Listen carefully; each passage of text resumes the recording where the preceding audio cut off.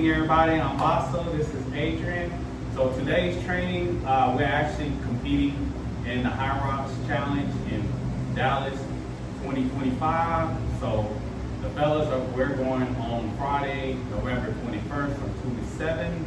The ladies are going Sunday, November 23rd from 2 to 7. So wanted to do a quick video of we're doing some training for the HYROX competition. So follow along. If this helps you, great. If it doesn't, hey, do whatever works best for you. Now, before you do any of the exercises, make sure you get a clearance from your doctor saying it's okay to do it. So what we're doing, since we don't have the SkiErg, I have an infinite rope. So we're going to do practice with one hand.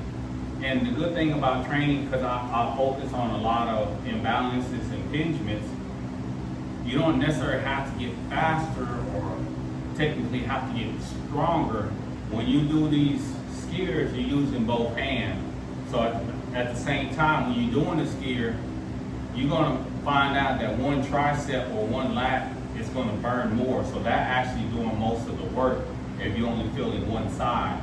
So the good thing about the infinite rope, we're just focusing on strengthening one side at a time, so that way your dominant arm and your dominant lat is not doing all the work. Now, I've done the SkiErg, I've been practicing, I've never done HYROX, so this is my first year. I'm 51 years old, so I'm not shooting to complete it, I'm actually shooting to do good. I haven't been training other than weight training, some mobility, but as far as endurance, I haven't been doing a lot of endurance. So this is going to be a great challenge for myself.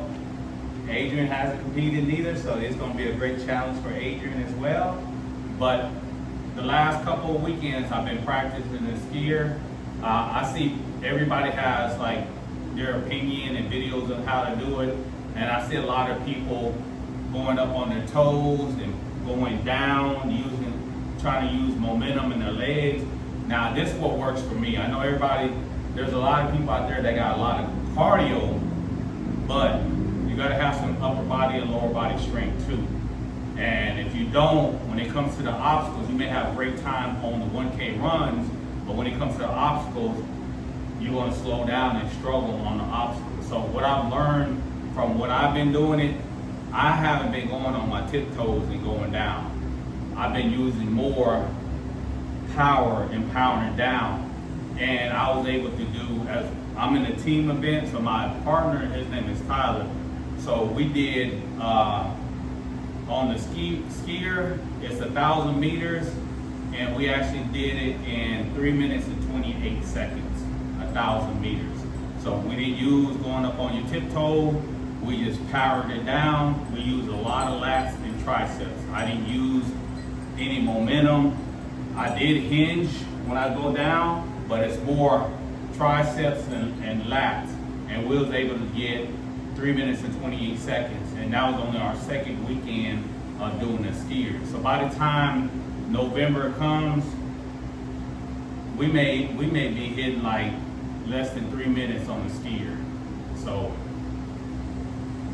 take it how you want it. If this technique works for you, perfect. If it doesn't, that's fine. Find what best works for you. So we're going to no further ado, we're going to do the workout. And because we don't have a meter running, what I learned that even if you have a decent pace, when you're doing the infinite rope, if you usually can get about 250 meters in about 1 minute or 60 seconds. So Adrian's going to go as hard as she can, not so much speed. The infinite rope, I put resistance on it. So you're trying to mimic, it's just trying to get that wheel, which is a fan on a SkiErg, you're trying to get that fan to move.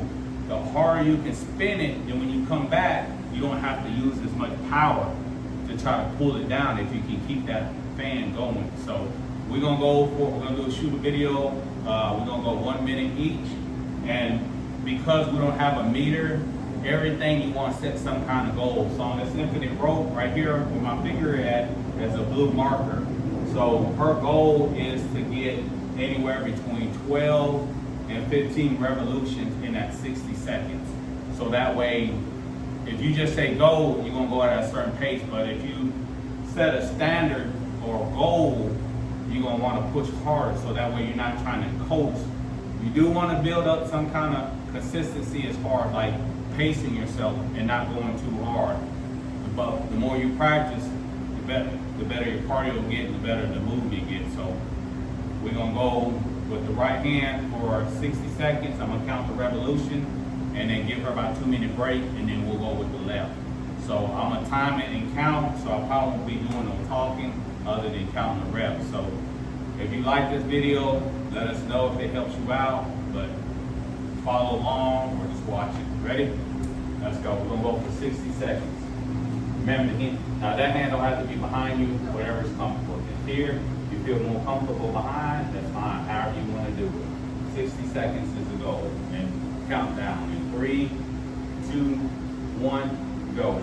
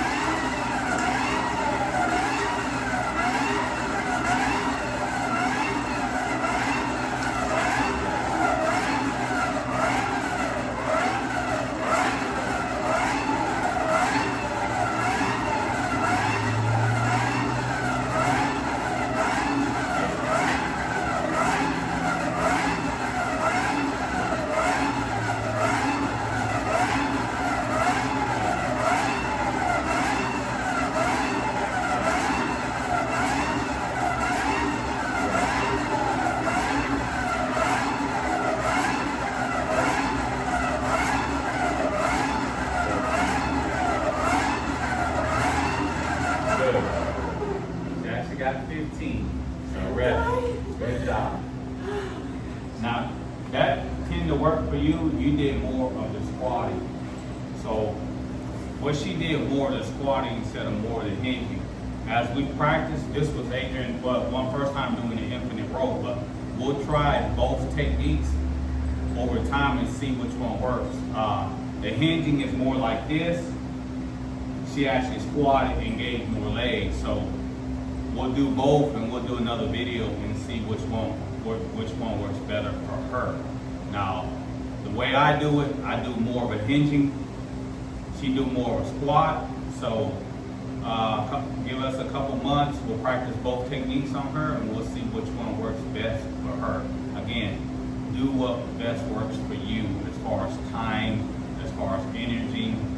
So the 1 minute, it typically equates to 250 meters. And so then her partner, she's actually doing a partner event, so her partner takes over and does the 250, and then vice versa, and then you can get 1,000 meters. So if that works for her, that's fine. So we'll do both versions, and we'll do another video, and we'll see what best works for her. We'll go in another 45 seconds. Did I do 15 in 1 minute? Yes. I did? 15. Even my forearm works. That's good. So ready? We're going 30 seconds. So when you do it on your own, you only get 1 minute rest. So do one arm, 1 minute rest, one arm. That'll give your partner time to get her 250, and then boom. So you got 60 seconds to catch your breath. And the easiest way works for me when you're doing practice your breathing technique. So they just don't get your heart rate slow down, and practice your breathing technique. All right? Should I try to just hinging now instead of squatting? Stick to what works for you, and then when we actually go to the SkiErg, the actual SkiErg, we'll see which technique works for you. There's some people that do it that way. They squat all the way down, and then some just hinge. So if that works for you, leave it like it is. But remember, you're trying to find the best technique for endurance, and you don't wear yourself out. Squatting using your legs tend to use up more energy. But if it works for you and you still having energy, that's fine. But the hinging one, so if you're hinging, it's more like this. See the difference? Yeah. So we won't do the hinging. We'll do what's worked for you, and then next time we'll do it, and we'll see which one exerts more energy. Ready? So going to her left hand, we'll see if she can get 15 revolutions. Also, because of this, we're doing a YouTube video, you're gonna see the discrepancy in her strength. So again, it's not always about trying to use both hands, go hard as you can. If there's a big discrepancy between the two arms, if you help strengthen the weaker side, there's your time. That'll make up what you gotta do. You ain't gotta sit there and go harder. Just make that one side a little bit stronger. So she actually got 15 revolutions in, and with 60 seconds with the right, and that's her dominant side. So that don't always mean your dominant side gonna do better. If you have impingements or aches and pains in that one side, your dominant side may not be the dominant one because of overuse. So any bets? Anybody think how many she's gonna do with the left? I'll take 13. I'll take 13. Ready? We're gonna find out. And 3, 2, 1, let's go.